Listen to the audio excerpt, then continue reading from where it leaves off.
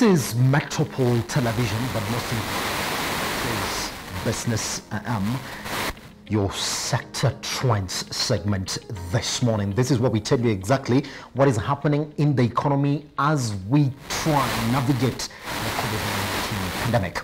But this morning, we want to go to an area that has been the key focus, therefore, from members of the economy during this time when the economy is operating within unprecedented measures. Now, if you do remember, there is a curfew that is within operation right now. On top of that curfew, we have 5 counties which you're not supposed to move in and out unless you are an essential services provider.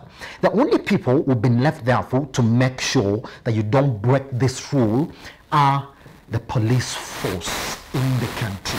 But over the past few weeks, we have been on the spotlight from the international observers and local observers on how the police force has been mishandling this section of movements and the curfew. Now, to get a clear understanding of exactly where it is that we come from on this issue, therefore, we're going to talk to somebody who, number one, knows exactly how the police force operates because he's been there locally and overseas. And number two, has been affected as a business person within the economy. I'm talking about Douglas Kinyanjui. Is the managing director, Sounders Security, is also a business person who's been affected by the curfew. Douglas, thank you very much for coming to Metropol TV this morning.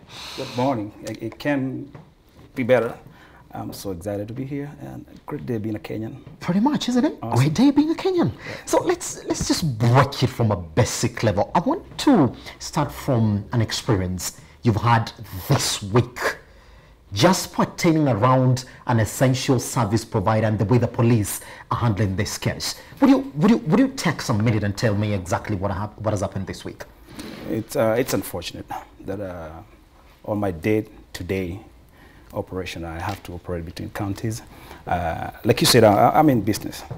I'm in a service. I'm a service provider for security, and also in water bottling. I have a water bottling company, and during the couple of weeks, I've been traversing through counties to offer my services. Like 2 days ago, one of my guys traversing from Kiambu County getting to Nairobi, they were stopped and by the police, and we had all the paperwork that the government has issued, the directive from the president, who is essential service, and for a commercial vehicle, is clearly stipulated that it has to have the driver and 2 people who are offloaders or who can assist the driver. And coming to Virunda, they're stopped and they're told now, first of all, you have an overloaded vehicle, in that you have 3 occupants in front. However, the directive from the government says that you can have those 3 people, and they could not progress. I had to be called to save the situation. I talked to the police officer and gave them, the paperwork was in the vehicle, so they could see, and but he said that there's a new circular that says you can only have 1 person, and we never got it. And it took 2 hours for me to get to the spot. I'm in the essential service industry. People need these supplies. I have to be there on time. I lost some clients because I could not deliver. They had to get the service that I provide from somebody else. These are the kind of challenges you're facing. And I'm not the only person who is going through this. A lot of people, a lot of business people are complaining, and I hope the system can look at this better. And if there's a circular, everybody needs to be told and gazetted and put in the media, so that we want to be a law-abiding citizen. Yes. We want to do the good and the right thing. And we cannot achieve this if the system is not providing the right apparatus, right tools for us to do this. Yes. It's unfortunate. All right, let's therefore start breaking where the problem is. Because if you look at what the police spokesperson is telling you, they've said, well, what we're going to do is that we're going to train our police officers to understand what this means. So now when they come to enforce these things that we're talking about, they well do know what the circulars are stating, what they should do, should somebody break these circulars, and exactly how they approach citizens who find themselves in essential services. Do you feel, Douglas, that, well, I don't think the training has really gotten to them? Absolutely. It's quite a challenge. Yes. I've realized even when you get to these stops, these people, they are different. There's a police, there's a administration police. These people, most of them do not understand what they are out there to perform. Yes. You can get to one stop and they'll tell you this, like one time I'm told, oh, you know, this letter, which comes from the president's office. I'm told, no, you know, your local OCS should have stamped it. And going to another spot, they just look at the paper and they see it's fine. So there's so much, you know, there's not right kind of training, or maybe they've been thrown out there without the right tools for them to perform the job. Yes. I totally don't blame on them. I think there's a systematic failure, system failure, where these people are not well equipped. Yes. To perform their duties. Yes. Okay, Doug, let's therefore speak about this therefore. Now, for a police officer to be sent out, how long do you need to be trained to know exactly how to handle a new circular, especially for emergency cases? And now you've been in the force as well, and I want to know, you've been called to handle emergency cases. What sort of training should the police force be thrown into? Look, after the basic training in the police force, you're supposed to be, you cannot be an officer to do everything. Yes. You're supposed to focus on an area. Yes. And you don't just train police officers just to be, you know, to be the traffic, to be ones running homicide, crisis intervention. Yes. Everybody needs to be trained in their area. And this is where we get in the problem, because these people, they don't get, like, right now we have some crisis. Yes. With the COVID pandemic. There should be people who are trained in the force that would even train the other police when this arises. But unfortunately, I think it has more to do with funding. Yes. Our system doesn't have the right kind of enough money to train all these personnel. Yes.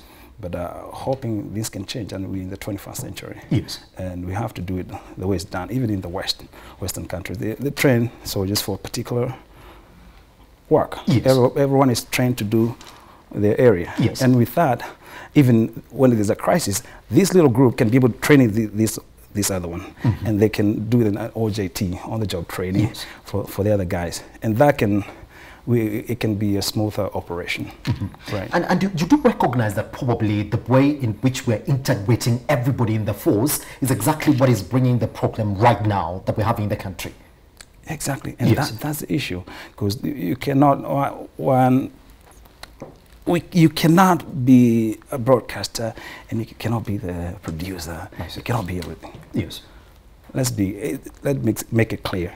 Everyone has to be assigned their role, so that they can be able to perform. Yes. And like, how can they be able to grade these people on their performance? On what? Because today you're traffic, tomorrow you're dealing with homicide, the next day you're dealing with child issues. That's where the disorganization pretty much starts to come in. Exactly. All right, let's therefore go into another area, therefore, Doug, which everybody does know that we're usually on the spot on. The levels of force. Is that something that our force doesn't understand? Because it is, you will meet them and viboko zimeanza even before you graduate. Can you make us understand the levels of force that a police officer is supposed to use and what necessitates the graduation of these forces? Oh, there are levels of force, and it's a global thing. It's worldwide. There are 5 levels of force. The command presence. When the police shows up, everybody knows, oh, there's a police. Like, for instance, right now, when curfew times arise, the police will show up. And people understand, no, that's a police. and they'll start heading out just for them being there. Yes. That's what we call command presence. Yes. And the next level will be if the people don't want to move or rather close their shops and go home or head to their houses, there's a verbal command. Hey, you guys, you need to close your shop. You need to get home. It's time. And that's the second level. Yes. And when you see people are not really wanting to do that, then you approach them and you kind of, you know, they have the batons. Yes. Hey, you need to head home, which is a soft approach. Yes. And then there's the hard approach. Then you have to push the people. Yes. And, you know, like with the batons and now tell them you got to get home. Yes. There's no point that you, this is at the fourth level now, you haven't hit somebody. Now, the fifth one is when you can use force and hit somebody. When, and only when, this person has defied your orders, he's coming at you, he's hitting you back, and they don't want to go. Or they are hitting your fellow officer, or they're destroying property. There's no any other time a citizen should be hit. And those are the levels that people should understand, isn't it? Exactly. All right, so Doug, so what happens to me therefore, probably as a business person, as a businessman who has gotten into rough hands with the police, how should I approach it? There's a policeman here, he's coming at me. Should I stand and negotiate with the police officer? Or should I start running? What is the approach that you should be giving a police officer? God, this may require a divine, a divine intervention. I mean, yes, yes. It's kind of hard, you know, the way police are, I think, are trained, you know, Raya ni adui. That's what they say and that's in their training. And the training. Raya ni yes, adui. yes. So there's not that communication. You cannot have a good communication with the police for the most part. 90% of the time, he's giving commands. He's just trying to sometimes even belittle you. Making you feel like you are a second-hand class citizen, and you have to follow whatever he says, even if there is a room for you know arguing or just convincing him. Like maybe you're not heading home, you just want to get to the chemist, get some pills. For maybe not for you, even somebody who is at home. Yes. Maybe yes. you're perfectly healthy, but you know that somebody cannot leave the bed, so you have to go get the medication for them. And this is why we want to say that we need to do more. Yes. We need to educate the people. Mm-hmm. We need to have outreach programs for where the police and the citizens have meetings and talk. Let's understand what the police, what's done in a police station. Yes. What do they do? Mm-hmm. And there's a couple of branches in the police force. What do they do? I mean, how do they operate? Yes. If I have an issue, who do I go talk to? And you feel that that's exactly what would that be the magic bullet therefore for sort of changing this notion that people within the economy have for the police, that wow, that guy is not going to listen to me whether I'm either in the wrong or in the right? Is that what's going to happen? Like, let's sort of have outreach programs where we get together with the police and try and understand what they do. Absolutely, that's what we need to start. Yes. Also, something else which is very critical here. Yes. We need to. When we're training these people, we don't just hire people just because of their height, their dental formula, you know, it's not distorted, you know. Yes. We need to hire, you know, we need to do quite a good background. There's so many Kenyans who are educated, and not just educated, they're people who are human. Does it bother you, Doug, that we're still doing recruitment based on height and the number of teeth you have and the number of marks you have on your face? Exactly. And it's so devastating. Yes. You know, like I'll give you an example. In the United States, we have served in the police force. Yes. People go through vigorous training, and every individual, even before you get hired, the system spends a lot of money to find the right character. Yes. Over here, you just have to be put on a Kasarani and do a few rounds. In the West, they will do a background on you. You'll do something we call polygraph, yes, to see how, if you can lie, if you're human, if you can be a deductive listener. Yes. You get to understand somebody, not based on any judgment, whether even with the person's color, yes, yes, where they come from, yes, their religion. All these backgrounds are done on you before they enlist you in the police force. Yes. I want to point you out to another area where there's a stark difference to what happens here in the country. Do you think that we should have said probably now it's time for us to use technology, therefore, so we can actually get to look at these cases, point in case body comes? Do you think we do now need them more than ever? So we see the judgments that these police officers are making on the road and off the road as well. We really need them like now. Yes.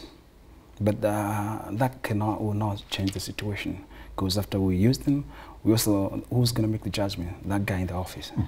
We have to create the right mindset. Yes. The right actions has to be taken by these police. Yes. They need to get extra training on and be talked to, figure out what's the issue, because we have these are great Kenyans. Yes. They're people, they're your brothers, they're my brothers, they're our neighbors. Yes. And you know, we're not trying to beat them up. They're our people. But we have to find where the root cause of these issues. Maybe they don't get to be, like when they have issues, like personal issues, they don't have anybody to talk to.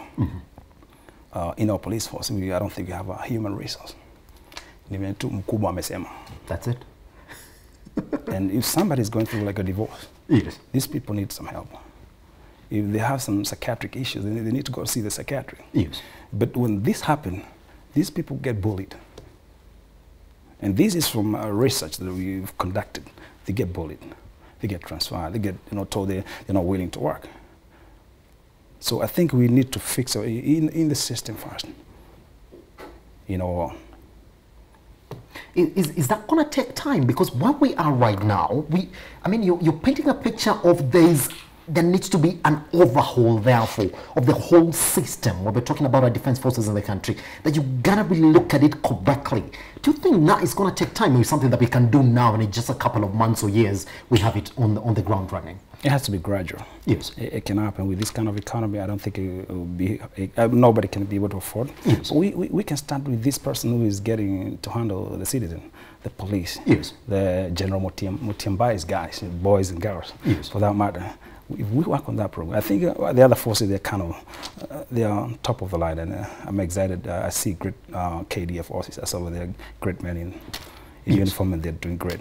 But the police force, we need to do some checks and balances in. Just to make sure that it really rides well with the general economy, isn't it? So now, there's another area, and this is exactly what you faced. There's been a deepening problem of corruption within the police force. That even what you went through as an essential service provider just the other day was just a case of corruption, where I gotta give something to the police officer. Can you paint for me a picture? What should the government start doing now, to the point that we're saying, well, the greatest mistake you can ever do is try to bribe a police officer? Can we ever get to that level? Absolutely. With time, we're going to be able to do that. So what needs to happen in the short term? In the first place, we have to be honest with our own self. Yes. And be Kenyans. And figure out, we know what the issue is. And we say, let's stop these vices.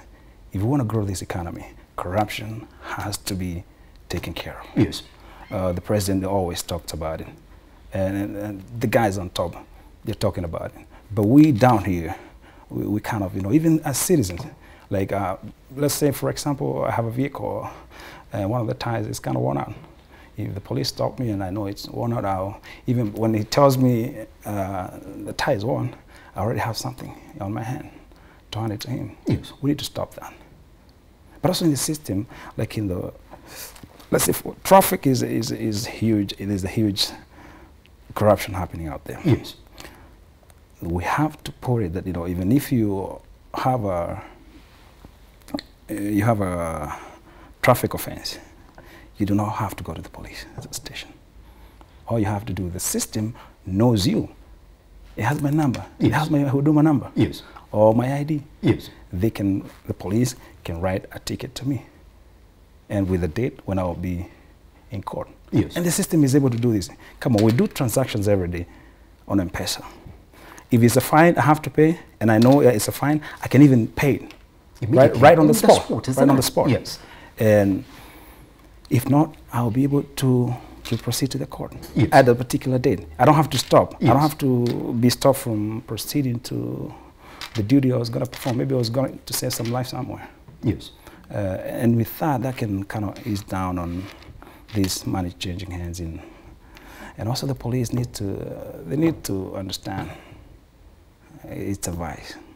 That it's within them. Talk to me about, finally therefore, as we sort of wrap this conversation, can you blame it back to the pay that we extend to our police forces in the country? Does it start from there and end there? This is quite a... Because then, if you think about it, then if an educated person who knows that when I get with the force, then I'm not going to get good returns, is not really going to pursue that. But if it's somebody just looking for a job or place to hang on, whether you're educated well or not, you're pretty much going to land on that as well. That's true. Yes. There's quite a difference between the pays from the senior guy to the corporal down there. Yes. And this needs to be fixed. I mean, these are people who are doing a lot of work, great work for the citizens. They need to be paid well. Without this place being secure, the economy cannot run the way it's supposed to run. Yes. So I think the system needs to work on ways of making these guys feel better when they're at work by remuneration, getting a better pay, better medical health, better, have a human resource where people can report if they have issues. I think that will be the first line to bring this up to task. Yes, pretty much. Doug, thank you very much for coming around, man. Guess what? It's not the last time. We shall still get talking about this. Good. Right. Now you do know from Doug that 5 levels that the police have to go through before they get to you as a citizen. Know them.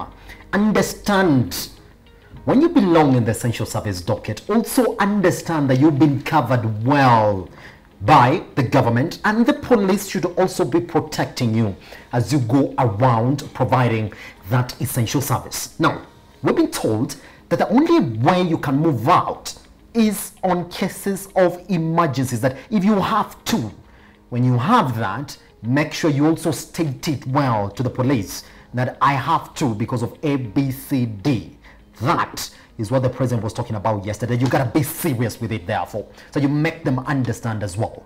But as we wait for that to happen also, we know it's a journey and there has to be steps. And that's exactly what it is that we're discussing with Douglas this morning. He is the Managing Director, Sounders Security. Guess what? Take him back to when he came into the studio this morning. That is at Metropol TVKE on YouTube and across all our social media platforms.